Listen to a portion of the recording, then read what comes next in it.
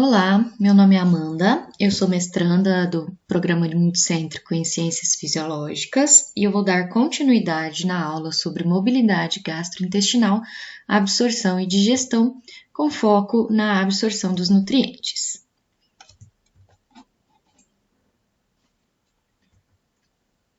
Vamos falar um pouquinho dos princípios básicos da absorção. Dentro de todo o trato gastrointestinal, o intestino é o órgão onde ocorre a absorção de nutrientes. Aqui na figura nós vemos um corte do intestino delgado, onde temos superfícies absortivas da mucosa presente no intestino, com várias pregas, denominadas válvulas coniventes. Essas pregas ou válvulas coniventes aumentam a área de superfície da mucosa absortiva em cerca de 3 vezes mais. Essas válvulas ou pregas, elas também se estendem ao redor de grande parte do intestino, sendo especialmente bem desenvolvidas no duodeno e no jejum, onde geralmente se projetam até 8 milímetros no lume intestinal. Também, localizados na superfície epitelial, existem milhões de pequenas vilosidades com cerca de 1 milímetro de altura, que são responsáveis por aumentar a área absortiva em 10 vezes mais. E cada célula epitelial, nessas vilosidades, que é caracterizada pela borda em escova, como mostra essa figura aqui, tem presentes as microvilosidades, que aumentam essa área superficial exposta aos materiais intestinais em mais 20 vezes. Sendo assim, a combinação dessas dobrinhas intestinais, das vilosidades e das microvilosidades aumentam em 1000 vezes a área absortiva total da mucosa do intestino delgado. Nessas estruturas, também é possível observar a presença de vesículas pinocíticas, que se formam por invaginação da membrana dos enterócitos e são responsáveis pela absorção de pequenas quantidades de substância através do processo de pinocitose. Em relação ao intestino delgado, ele é um órgão em formato de tubo que se estende do final do estômago até o início do intestino grosso, chegando até 9 metros de comprimento. A sua função é absorver os nutrientes dos alimentos, permitindo que sejam incorporados na corrente sanguínea para aproveitamento do organismo. Estima-se que a absorção diária no intestino delgado consiste em muitos gramas de carboidrato, 100 gramas ou mais de gorduras, de 50 a 100 gramas de aminoácidos, 50 a 100 gramas de íons e até 7 a 8 litros de água. Em relação à absorção de carboidratos, essencialmente, todos os carboidratos no alimento são absorvidos na forma de monossacarídeos, que é o produto do processo de digestão, como já visto. Os mais abundantes dos monossacarídeos absorvidos é a glicose, em cerca de 80%, seguido pela galactose e frutose, em cerca de 20%. E praticamente todos os tipos de monossacarídeos são absorvidos por meio de transporte ativos dependentes de sódio.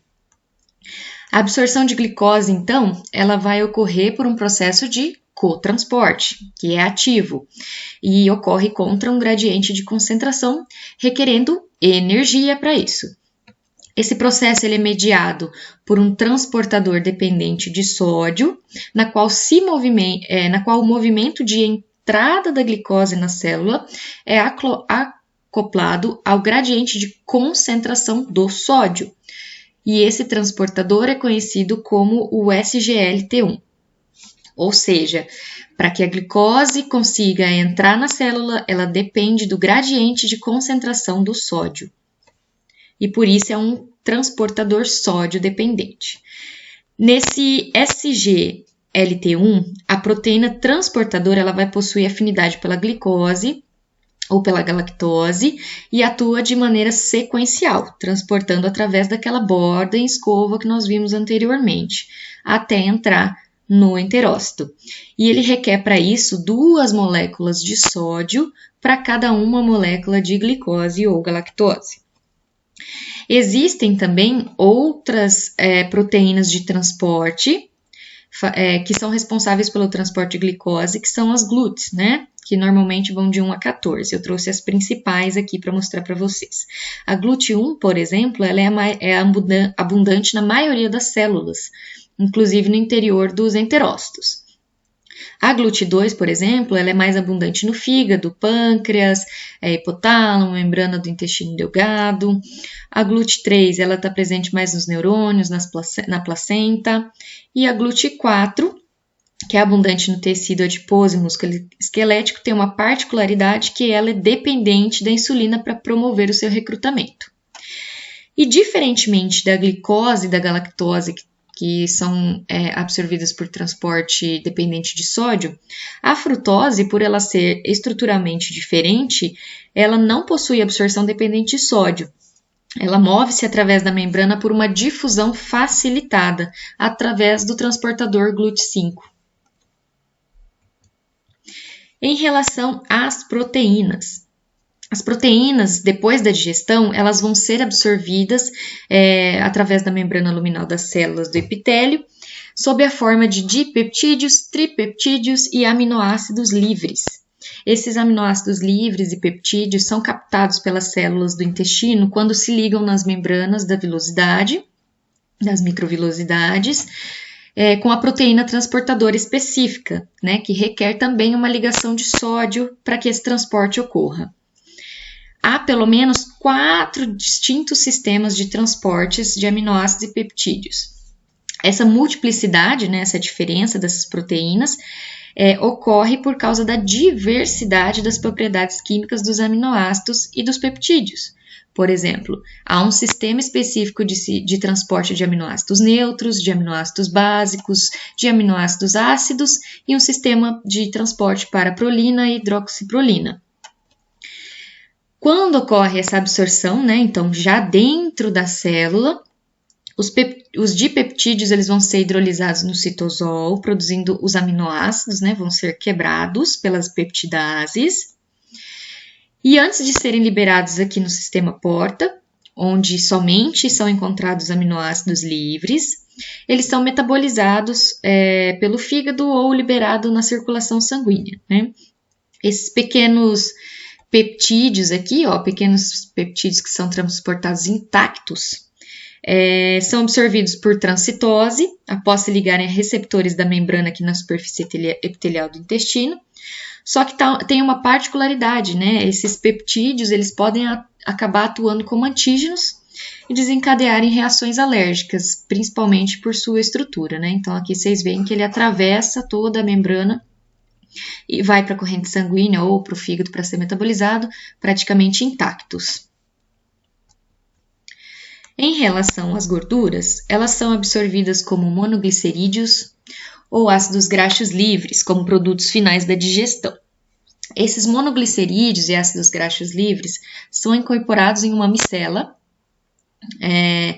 lipídica e são carreados para a borda em escova, penetrando os espaços entre os vilos. Isso se deve porque eles têm características lipofílicas, né? Então, quando há essas micelas, a gordura entra através da membrana por difusão simples. E aí há a liberação desses ácidos graxos e monoglicerídeos. O colesterol, por sua vez, ele é transportado por meio de transportadores específicos que dependem de energia, incluindo o NPC1L1. Uma vez que esses monoglicerídeos e ácidos graxos livres estão dentro dos enterócitos, eles são captados pelo retículo endoplasmático liso e se recombinam para formar triacilgliceróis. Esses triacilgliceróis, eles se combinam com o colesterol e proteínas para formar o quilomicron, que são gotas lipídicas. Esses quilomicrons, eles são empacotados em vesículas secretoras e deixam a célula por exocitose, sendo transferidos para os lactíferos das vilosidades e posteriormente vão para a circulação sanguínea. Alguns ácidos graxos curtos não são agrupados em quilomicrons e, portanto, eles podem atravessar a membrana basal dos capilares e ir diretamente para o sangue, especialmente por serem de cadeia curta. Em relação à absorção de vitaminas e minerais, as vitaminas solúveis em lipídios, ou seja, as vitaminas lipossolúveis, como a vitamina A, a vitamina K, a vitamina D e a vitamina E, são absorvidas no intestino delgado junto com a gordura dos alimentos, exatamente por terem essa característica lipofílica. E as vitaminas hidrossolúveis, que são solúveis em água, como a vitamina C e vitaminas do complexo B, são absorvidas por transporte mediado. Há uma exceção, né, em relação a essas vitaminas hidrossolúveis, que é a vitamina B12.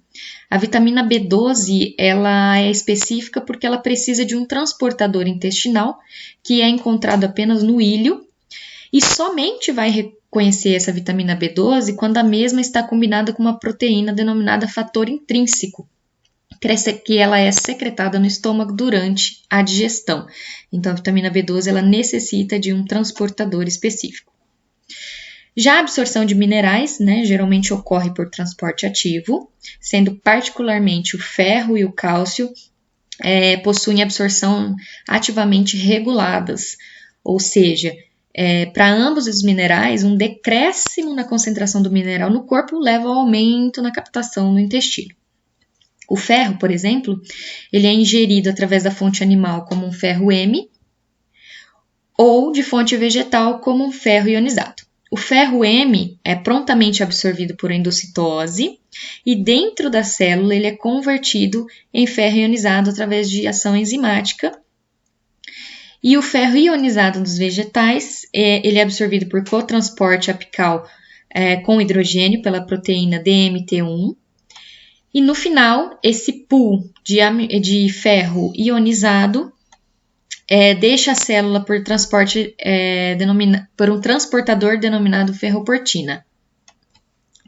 Em relação ao cálcio, a maior parte da sua absorção ocorre por movimento passivo, não regulado, e a outra forma de absorção é através da regulação através da vitamina D. O cálcio ele entra então através de canais de cálcio e é ativamente transportado através da membrana por uma ATPase ou por um antiportador cálcio-sódio, como mostrado aqui na figura. Em relação à absorção de água e eletrólitos, a maior parte da água é absorvida ainda no intestino delgado, cerca de 7,5 litros de 9 litros por dia, por exemplo, sendo o jejum o principal sítio de absorção. Em seguida, no cólon ainda são absorvidos mais cerca de 1,4 litros por dia, que a gente vai falar mais para frente. Essa absorção de água e eletrólitos, ela vai ocorrer contra um gradiente osmótico, que é criado pela absorção de solutos como sódio e cloro. Tanto a água quanto os íons podem ser absorvidos por dois tipos diferentes de vias. As vias transcelulares, através da membrana celular, ou por via paracelular, através das junções comunicantes, que são essas junções de oclusão. O íon sódio, por exemplo, ele é absorvido na ausência de um gradiente de potencial eletroquímico significante através de 3 proteínas de membrana, que são os canais de sódio apicais, aqui no caso canal de sódio, o sim-portador sódio-cloro, o trocador e o trocador de sódio e hidrogênio, conhecido como NHE. No lado basolateral dos enterócitos e colonócitos, o transportador principal de sódio é a sódio-potássio ATPase. A captação de cloreto, por sua vez, ele utiliza um trocador apical e um canal de cloro basolateral. A absorção de potássio, por exemplo, ocorre por rota paracelular. Então, ocorre aqui através das junções de oclusão. No intestino grosso, por sua vez, ocorre grande parte de absorção de água e também de alguns íons. Grande parte da absorção no intestino grosso ele vai se dar aqui na metade proximal do cólon, chamado de cólon absortivo, onde há a entrada dos alimentos vindos do intestino delgado. A partir do total de sódio, cloro e de água que alcançam o intestino grosso, o cólon vai possuir a capacidade de absorver praticamente tudo, cerca de 95%, sendo transportados contra gradientes transepiteliais, iônicos e osmóticos, conforme já discutimos ali no intestino delgado. Além da absorção, o intestino grosso também é responsável pelo armazenamento e pela eliminação da massa fecal através de todo o seu comprimento aqui. Então, a reabsorção de íons sódio, a reabsorção de íons cloretos também culminam em reabsorção de água. É isso que eu tinha para apresentar para vocês hoje. Qualquer dúvida, deixe meu e-mail à disposição e agradeço pela atenção de todos. Obrigada!